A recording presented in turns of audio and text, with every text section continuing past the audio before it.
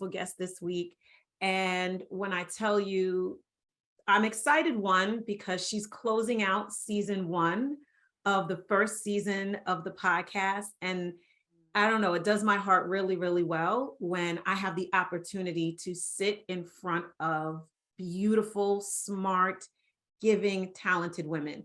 And she was perfect to round out this first season. She's like, when you think of Tenor, who started episode one, and you think of Tulani that ends episode 8, you'll be able to see the progression of God through this whole process. So everybody, welcome my girl, Tulani. Tulani, tell the good people who you are. Tulani Thomas. I'm living in South Orange, but I am a Bronx girl, through and Hey. Bronx, uptown all the way. I'm a mom, proud mom of 2, and I'm also the daughter of Delroy and Brenda, proud Mm, daughter, and I'm a woman of faith. I'm yeah. also, I have to say it, I am also a widow. So all Hmm. of those titles shape who sits before you. Oh, and how special, I think, for you to be transparent around all of your titles, right? I think Oh, sometimes when we talk about God and faith, we only want to put forth those things that we think, oh yeah. oh, are like glamorous or people are going to think are good, but all of the parts of us, the parts that we love and then the parts that maybe we don't love so much, That's right. make up who we are. Yeah. And that alone, I think, sets a tone of honesty and authenticity for this episode that I'm excited for. So let's kick it off, right? Because you say you're a woman of faith, you're a woman of faith. Oh, absolutely. So when you say you're a woman of faith, right? Because I hear this a lot, Mhm. growing up in the church, doot, doot, Right. right? With my church lady finger, excuse me. When you say you're a woman of faith, what does that mean to you? Because I know it could mean something totally different to other people, but what does it mean to you? For me, when I say I'm a woman of faith, I know that at the end of the day, all is God's plan, right? The Ooh. good, the bad, the ugly, it's God's Mm-hmm. plan. Mm-hmm. And as long as I keep that in mind, I'm able to get up and show up for those who I need to, for myself and for my loved ones. Oh yeah. Right? Like, my grandmother used to always tell me, we plan and God unplans. So she would say, "So sit your butt down," so sit still. We playing God on playing, sit still, you know. Oh yeah. And as a kid, it usually meant like I couldn't go to that, to my friend's house, or I had planned on, making something with her in the kitchen or whatever. But as an adult, as I've gone through life, I realized what she meant, to be still and just listen and Mm. just, let that faith guide you, really. How so you've been through some stuff, I Yeah, would say, even from damn. your introduction, right? So Yeah. when you say, how did you get to the place where you actually believed that good, bad, indifferent was part of God's plan? Because I don't believe, and I could be wrong, I don't believe we all start off there, No, right? that's spot on. Because Mm, okay, so I remember growing. So I didn't grow up in the church. hmm. I didn't grow up in church. Ironically, both of my parents did. My father What? grew up. Yeah, my father grew up. He came over here from Cuba, not speaking any English, Afro-Cuban, Hmm. and they were staunch Catholic.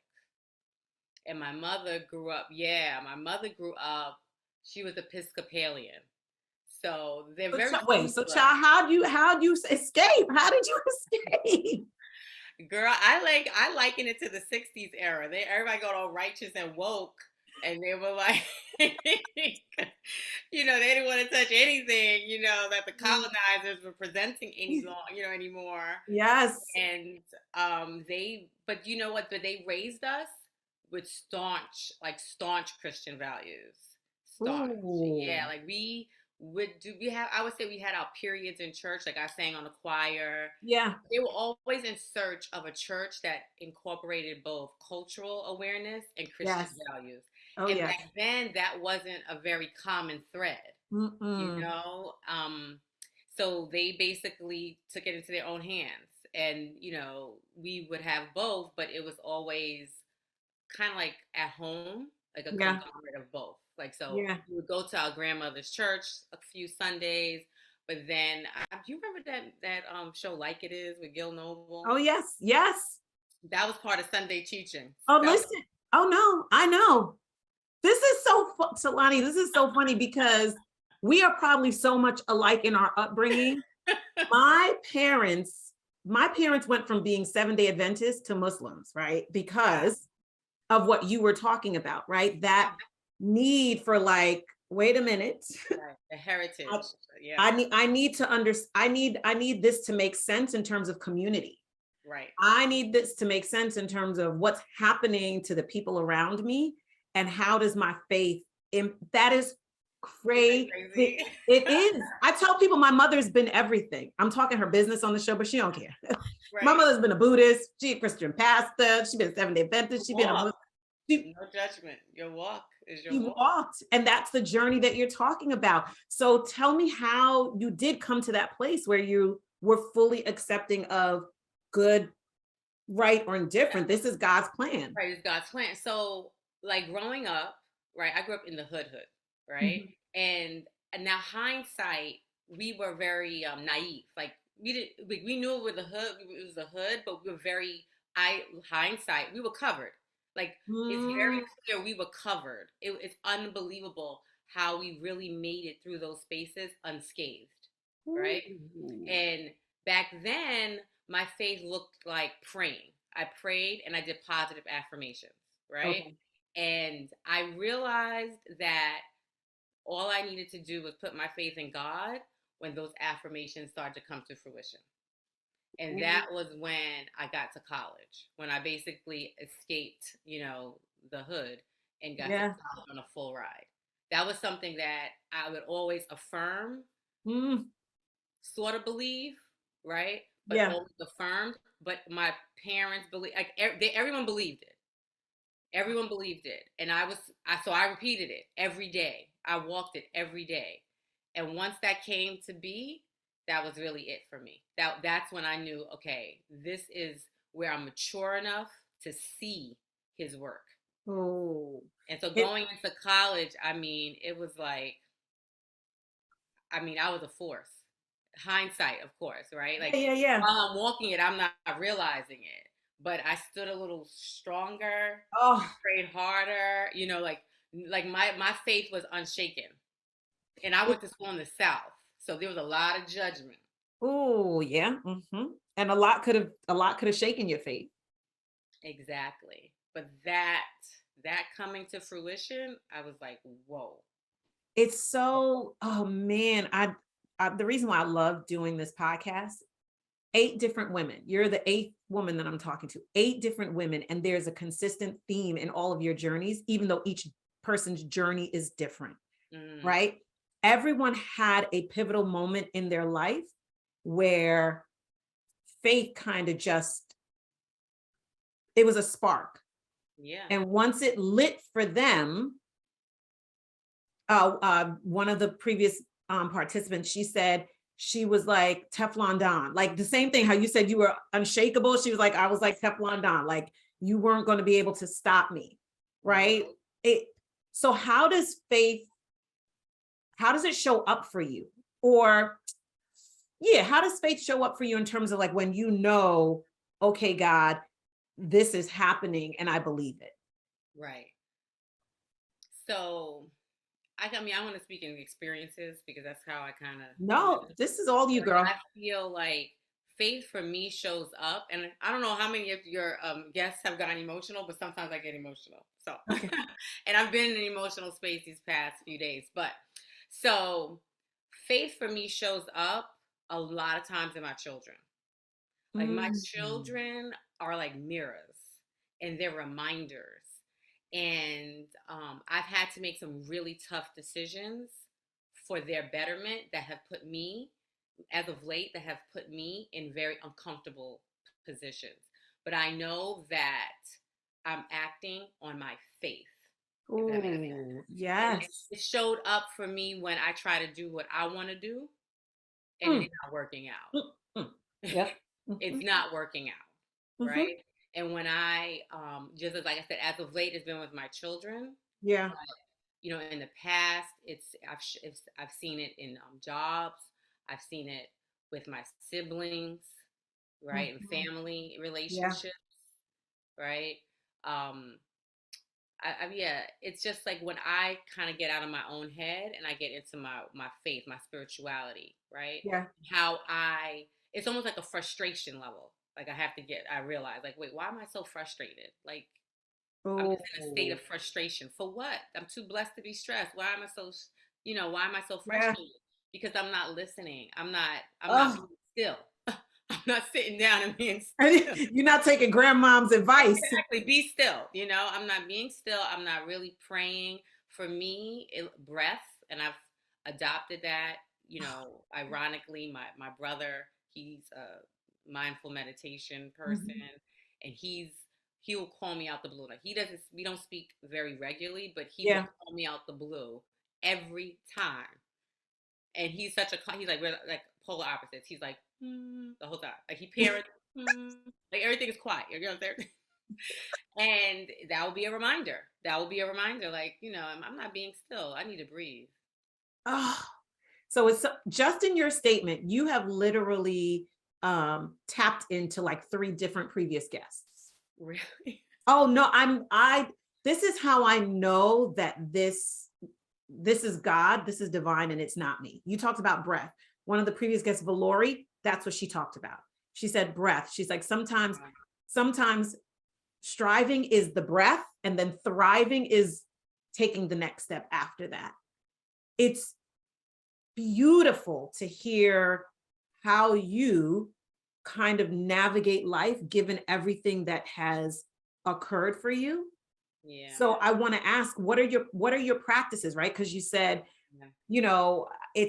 faith for me shows up here, it shows up here. How do you maintain that connection to God so that you can hear from God? Right. Well, I mean, every day, I take quiet time for myself. Ideally, I do it in the morning before I start my day. And Yeah. what it looks like is, and this might sound corny, but Headspace. My Mhm. brother kind of put me onto it because he works there. But before Yeah. then, I was doing Calm. There's a few apps that kind of give me Yes. structure. I'm a very structured person, Okay. so I like to have some type of framework. Yeah, I used to That do helps me. Deepak and Oprah's. Yes, it's I their love like that. lessons, Mhm. right? The 23. That I Yep. love that. I'll do those type. Yeah, like so that sort of thing. And then once I'm like kind of done with my structured, I'll honestly sometimes just open up my Bible, and wherever it lands, I'll read, Mhm. right? And I'll reflect. And I have a journal. And in my Mhm. journal, I'll reflect on what I've read. And I always, before I close it, I put down three things that I'm grateful for or grateful moments. Oh, so the, my That's a practices, my reminder for the, my me. practices are similar, which is Really? one. Oh yeah. Oh yeah. I usually, for me, it's music. I'll get up and I'll Mm, have a playlist of praise and worship music that whatever it puts me in. I do the Bible thing sometimes too. And I'll just open and I'll say, okay, God, what are you trying to say? What are you communicating? Um, and then the prayer piece, I call everybody's name until I can't think of anybody else's name. And then I'm like, who did I forget? And then mm-hmm. I'll let all those names come to mind. So it is like the work of maintaining a relationship with God or that higher power. I think people think it's hard, and it really isn't. Mm-mm. No, because I mean, my father was staying with me, as you know, Mhm. and he said, "You talk to yourself a lot." Usually, there's no one here, but I'm not talking to myself. I'm talking to God throughout the Mm, day.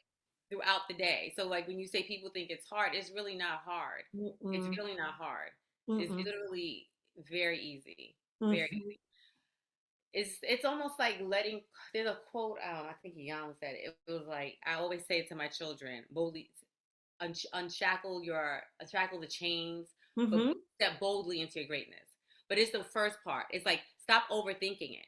Like, if you have Wow. something that's on your heart, if there's something that's bothering you, if there's something that you want, if there's something that you're grateful for, maybe you might want to shout in the middle of the mall. However, if you want to whisper it, that's how I was taught. Like just whisper a prayer to yourself, a prayer of Oh, thanks, a prayer yes. of gratitude, a prayer of desire, a prayer, of healing for other people. Mhm. But it doesn't have to be in church on your knees, head bowed. It doesn't have to be at night on your knees. It could be literally in the middle of you washing dishes. Yeah. Washing dishes is very therapeutic to me, even though I hate it. But whenever I do it, it's like all kind of things come. I have all kind of thoughts, and I am having a mean conversation. I am. But you know what it is? You are not alone. One of our guests who Tiana, Right. she said hers was in the shower. And she's like, she tells people, please don't come in here, don't open the door. I think we all have our spaces and our places Mhm. where God is inclined to meet us because Yeah. we're probably most available, Yes. right? We are most attuned. One of the reasons why I wanted to do the show is because I wanted to take away the pressure or the structure of people feeling like their faith and their walk with God had to look a certain way. Yeah. That you can be a Christian and study the word of God, but also understand that God can speak to you in other places and spaces. Mm-hmm. That you can meditate for an hour or meditate for 5 minutes. That really all God is in search of is our heart and our commitment to lift our hands. That's right. So when you think about your journey, right, from the Bronx, right, totally unaware to what was happening around you, you have these parents that are like pouring into you, but not in necessarily all traditional ways. And Mm-hmm. you see your life now Mm. and how far you've come. What would you have told that young girl in the Bronx about the journey ahead of her? Right. Whew. Sunrise. I would tell Mhm. her to Mm, strap up, be ready, mm, and know that God has you. mm, That's what I would tell myself because as a young girl, really even entering in college, outside looking in, I was like the fairy tale story amongst all of my girlfriends. mm. Like I was a picture perfect, like oh everything just worked out for her, blah blah blah blah blah. And as we know, life is full of hills and valleys. Mm. You know, Oh yeah. and when those valleys hit, it's your faith in God. It's your faith in a higher power. It's your faith, honestly, in your ancestors, in your stock, where you realize, like, you know what? I know from whence I come. But once I I come, know how it's oh going to yeah. end because it's out of my hands, right? Like you Mm. pray, you do well, as far as like you do good, Yes. because that was a big thing that I've always been taught. Always do the right thing. What you put out is what comes back. Yes. With those values and those principles, I would definitely tell my younger self that it's going to be a rough road. There's going to be Yeah. some hills and valleys, but buckle up, Buttercup. God got you. Yeah. Because I was blindsided because I didn't grow up with a lot of trials and tribulations. I didn't, which is so ironic because if you would look outside where I was, you would assume so. But I was very, very much covered. But as an adult, where I necessarily may not have had that familial hug and that village right there, was really my husband, my best friend, being diagnosed with brain cancer and being given Mm. a few months to live. That was Mhm. when that was when my faith was tested for sure. Because Yeah. you look back and you're like, I did everything right. Mm. I What was is going to ask you that. I was going to ask you that, right? So, because it's so funny how our lives parallel, right? And although, my latter years were in Long Island, my family oh was my God. came My from my parents moved to Long Island. They moved to Long Island when I went to college, Sunrise. It's crazy. But And Crown Heights, Brooklyn was where my parents landed when they came to this country. yeah. Um, and like you, I kind of grew up where there wasn't, I mean, my parents divorced or whatever, but My father was in corporate America. My mom was a stay-at-home mom for a little while, but my life was always like, look at how good God is. How did you, and you're probably still going through it. For How sure. do you navigate what we were taught, Right. right? Give, it shall come back to you, full measure, pressed down, shaken together, running over, right? But then when it doesn't line up, how do you navigate through that? How did you navigate through it? Right. No, it was past, present, and future, like I'm still navigating through it, when you're first hit with it, your instincts kick in, right? Your teachings kick Hmm. in, and you go. Well, I did, at least. I went immediate to prayer, immediately to, we're gonna pray, pray, pray, pray, right? Yeah. And then you start, like, you settle in, and you're like, wow, like this is really happening. Like this is happening. This is so unfair. Yep. I did everything right. And then you realize, again, you're walking. I realize I'm walking around frustrated because I'm trying to fix. I'm trying to. I'm me, me, me, me, me. And then I sat still and I said, listen, I'm gonna have to, like, really, really just relinquish this all over to my faith, because God, like, I don't believe that things, like bad things, so to speak, are like God intends that to happen. But You're right. what I do know is that God's faith will give us the strength to get through those bad things Those that will bad happen. things.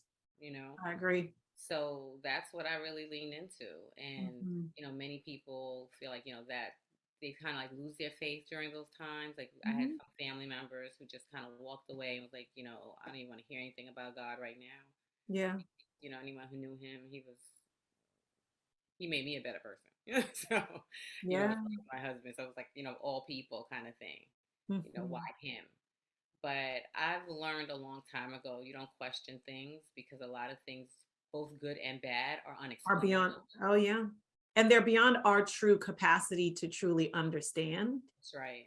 That's right. Um, That's they're right. beyond our capacity to understand because um, I shared I lost my, you know, best friend Yeah, and I remember that. mother of two Mm, little babies, right? And she wanted those kids, like she gave her life. She literally gave her life mm, to bring those children into the world, mm. right? Had her son, knowing having her son would re-trigger Be a good. the cancer in her body. Wow. Um, and so like you like, okay, I'm gonna dig in harder because I don't have the capacity to understand. Right. And it's tough to share Woo. that message with children who are they're all about the tangible, Mhm. all about the tangible. Because that's all they really know, right? They're all about the tangible and they're all about what we as adults have told them, Right. That's right. That's right. much like what our parents told us, right? You do good and Right. Right. and it Good comes come. to you. Mhm. Yeah. So let me, like, really, one, I just want to wrap you in love Yeah. because this Oh, has me been too. this has been one of the all of my sessions have been heartfelt, but I feel your heart in this. And even more so, I feel the connection that you have made from my viewers across the last 7. You have literally tied bows on topics that have already come up.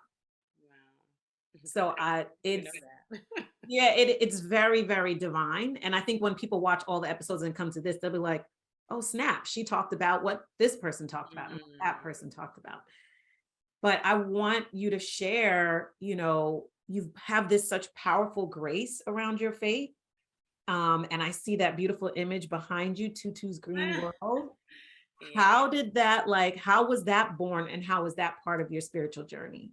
Yeah. So, few ways. Tutu was born. I say Tutu, but Tutu's Green World was Mhm. born in me without me even realizing it. So the name alone was like a secret nickname that my grandmother gave me. So no one knew about it until I published the book. What? Just you and your grandmother?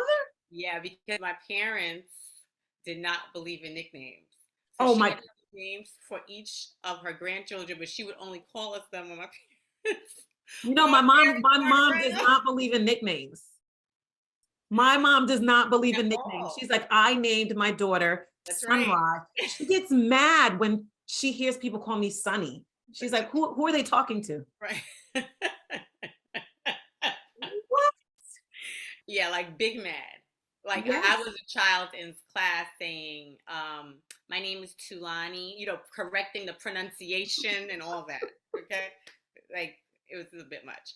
So that's where the name Tutu came from. And Oh, so as far as like TuTu's Green World is about the passion for my community, passion for healthy living, passion for healthy earth, right? We have our children. We have Tahir. I stay home for 8 months, right? And I'm like, all this time I've been writing. I don't know how you were when you got pregnant, but it was like creative juices went berserk. mm-hmm. Like I had ideas about baby like products I wanted to like trademark. Like it was Yep. crazy. And I was writing at that time. I was always writing, but that's at that time my writing turned away from I used to do like YA stories, Yep. but my writing turned more to like baby books, right? Because I really wasn't seeing what I wanted in the children bookstores. I really wasn't. I was like, why does every book that has a black protagonist have to be about some civil rights issue, like Mm-hmm. sitting in the back of the bus? I just felt like what happened to the lighthearted stories that had our children? Mm-hmm. So I said, let me just write one.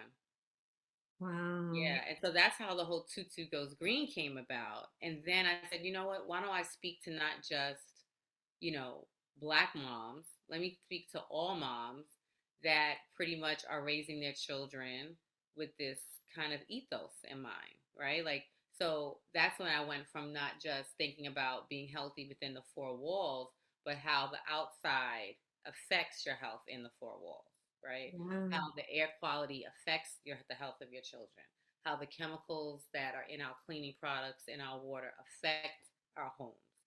So I said, you know what? These are pretty complicated, topics to break down for children. Why don't I take a stab at it? And, Mm. my husband was like, okay. Yeah, I mean, I was on the environmental law journal in law school, but, Yes. you know, he always felt that I had a kind of like a quirky side to me. So he Mhm. wasn't surprised. And that's how Tutu's Green World was born. So once I did the book, I said, you know what? I'll just try to expand it into I love it. other products, maybe a book series. But then life happens, so you just Mhm. maybe you don't go 90 miles per hour. You go 50 miles per hour, but as long as Well, you're yeah. on the same path. Well, the reality is, every road isn't a highway. That part, I love it. That's right. Some roads are residential and you can only go 20, 30 miles. And, Right. then you're on I-95 and Right. you cross a state line and you could go 75, That's right? right. As long as you're So, enjoying the journey, you know, when the oh yeah. journey, and I've been blessed, right? You're blessed to be able to have that journey of your passion. Not everybody, and I'm very well aware of that is a privilege and it's a blessing to be able to be on this Mhm. journey, because I do remember when I was not, and it was a very toxic time, you Hmm. know, and I just, with everything that's been going on and that's occurred and all of the hills and valleys, I just feel like life is just way too short to be on a toxic road. It's just too short. It is. I agree. And I agree because I've seen what it not even seen, I've experienced what it feels like when I waste time, when I waste time on the things that I have absolutely no control over. Mhm. Mhm. People, things, places, ideas, concepts. And that time can actually go to fulfilling God's plan for my life. Amen. So, Tulani, I love you like cooked food, girl. You know, I say in the Caribbean, when we say we love you like cooked food, girl, we That's love love you. right there. Because that good food tastes good, girl. Yum yum.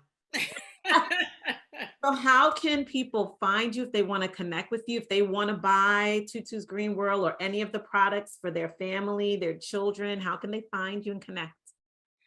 TuTu's Green World. That's my Mm. handle at TuTu's Green World on Instagram. You can purchase TuTu Goes Green on Amazon. And Mm. I also have a website, Yeah. www.tutusgreenworld.com. And we have TuTu products on there, like reusable water bottles, maybe t-shirts for your little ones, Mhm. that sort of thing. So I yeah. love it. I love it. You have put the perfect exclamation point. I'm not going to get emotional. Exclamation point on on a journey that I have made a decision to do. And I'm so grateful. I'm so honored. I'm so honored. I'm grateful. So, all right, good people, you know what to do. You like, you subscribe, you share, because this was a good one. And I'll be back in a few weeks with season 2 of A Dope Chick's Spiritual Journey podcast. I love you, good people. Deuces, deuces, deuces, deuces.